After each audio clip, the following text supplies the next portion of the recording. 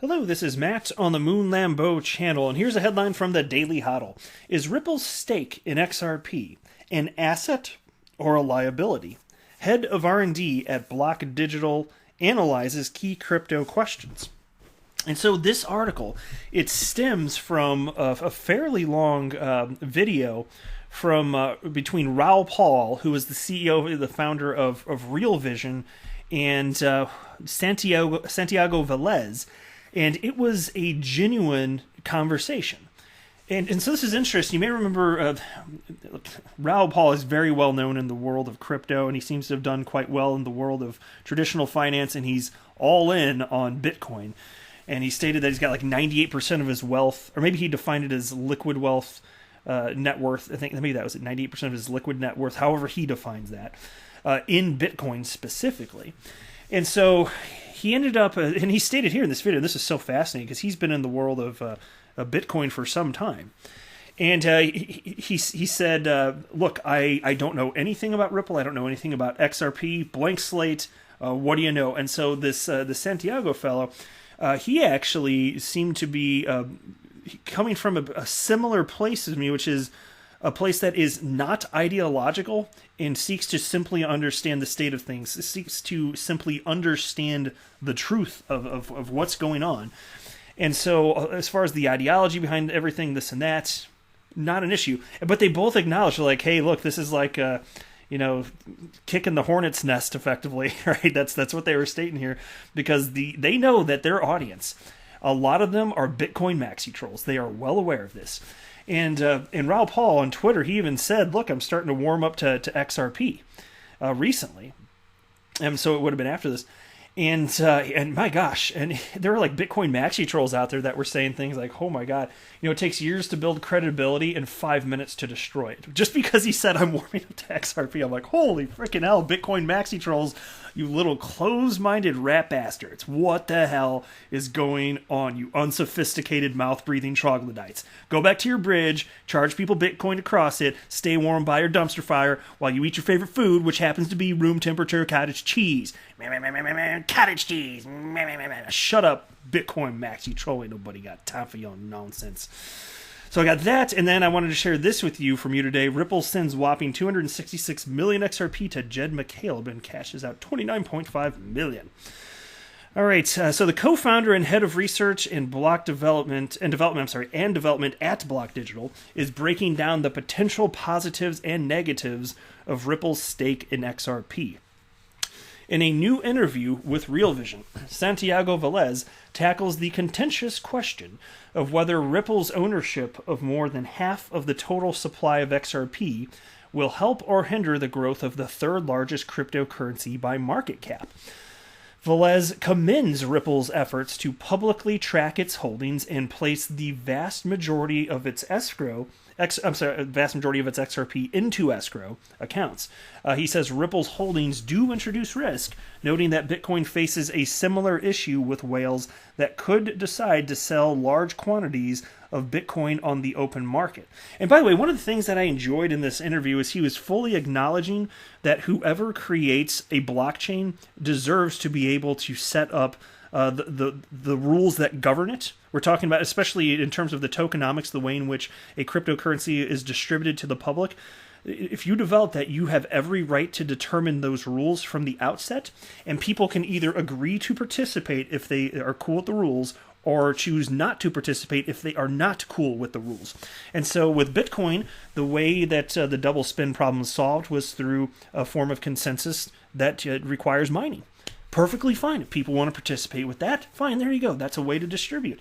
XRP does it differently. You come to consensus based on a group of people where they're seeing transactions come in, and due to latency, they see them come in at different times, but there's a certain amount of overlap with these people, and so they just decide, oh, most of us saw them come in this order? Okay, there you go. This block is now closed. So it's just a different way to come to consensus.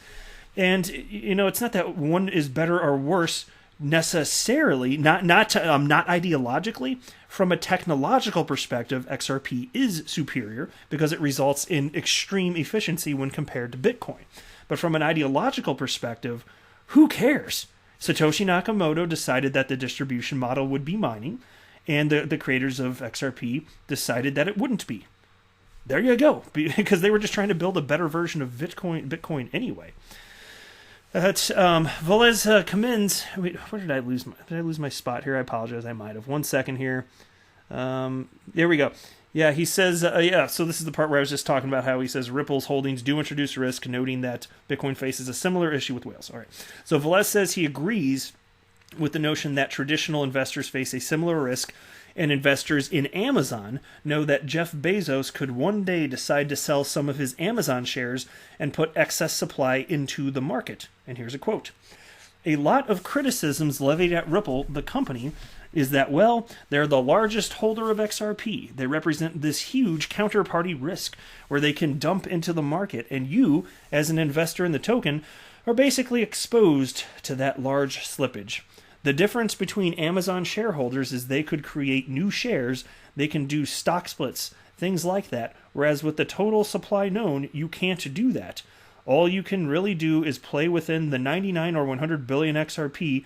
That's your maximum allowance. And I actually think, to be honest, I think that's a perfectly fair point. But I always say, and this is the truth of the matter, when I jumped into the world of crypto, I understood how much XRP Ripple held, and I understood that they had, as a result, the best incentive on the planet to increase the price of that and the value of that over time. And so one thing that appealed to me is the fact that they had that incentive.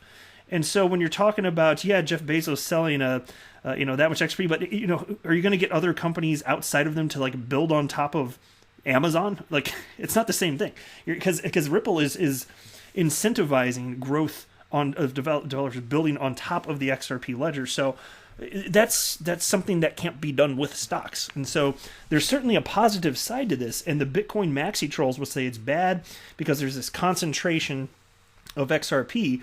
And I say that's desirable to me because I don't have the same trust issues that the Bitcoin maxi trolls have. Now, fair enough, I acknowledged I could get burnt. Maybe Ripple becomes a bad actor, and then I'm going to say, okay.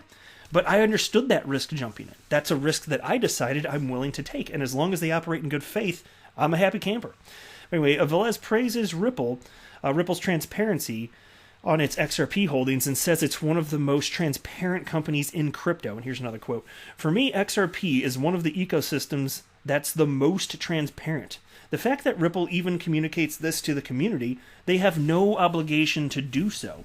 They had no obligation to put these XRP into these escrow contracts, but they did so anyway.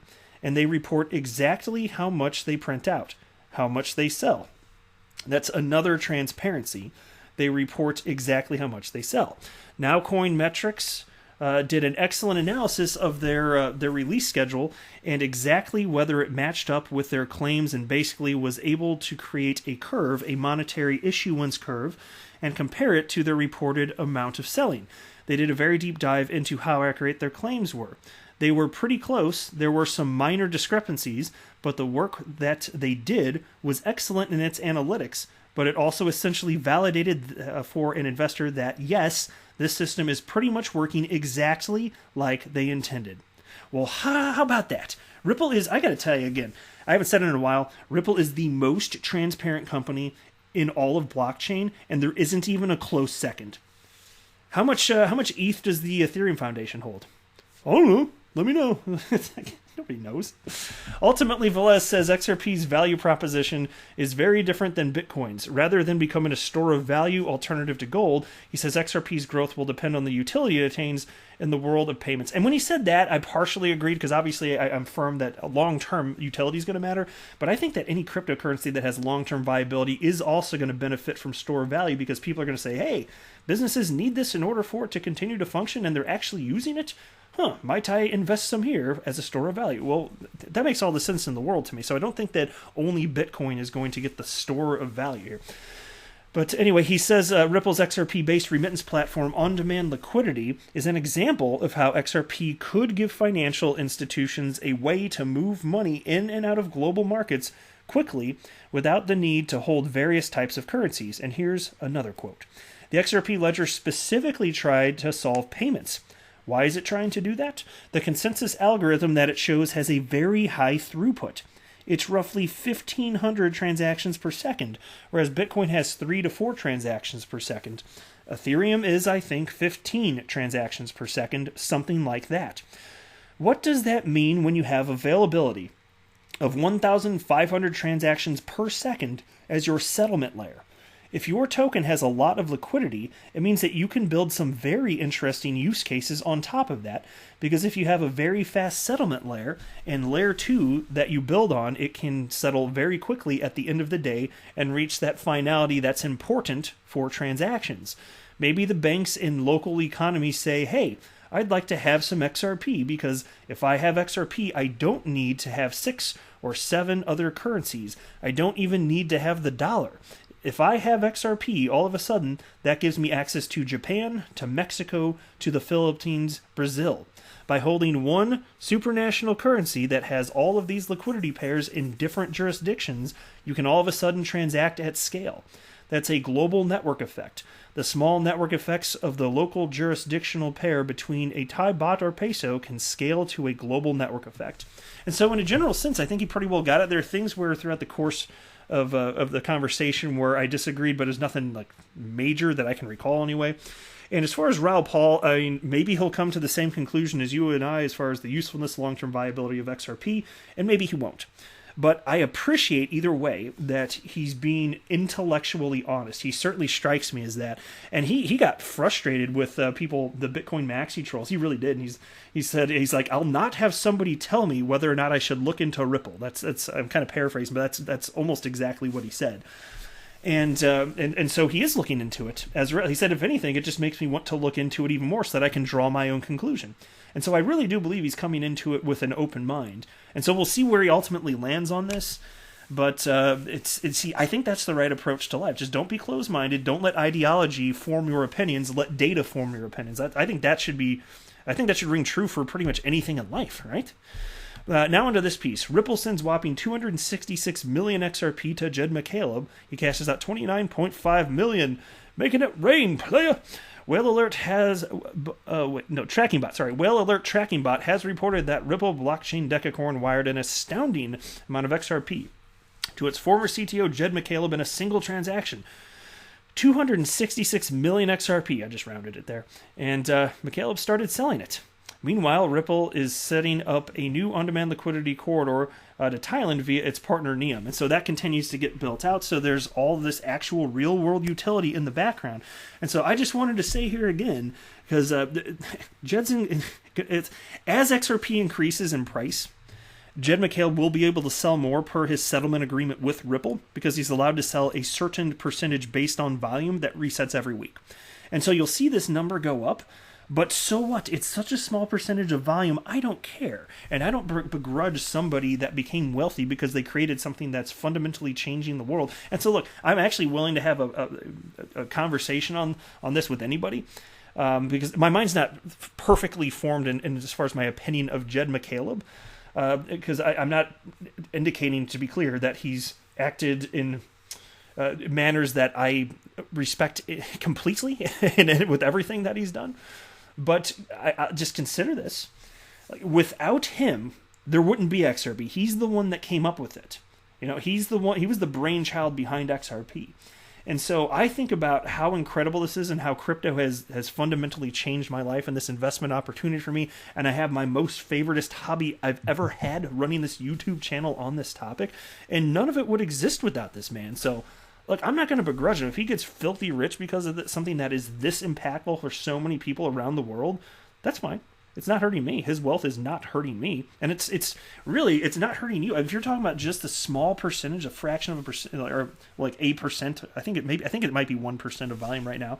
It's like, so what? Let him have his. I'm perfectly cool with that personally. And so I understand not everybody feels that way, but I love diversity of thought. I understand.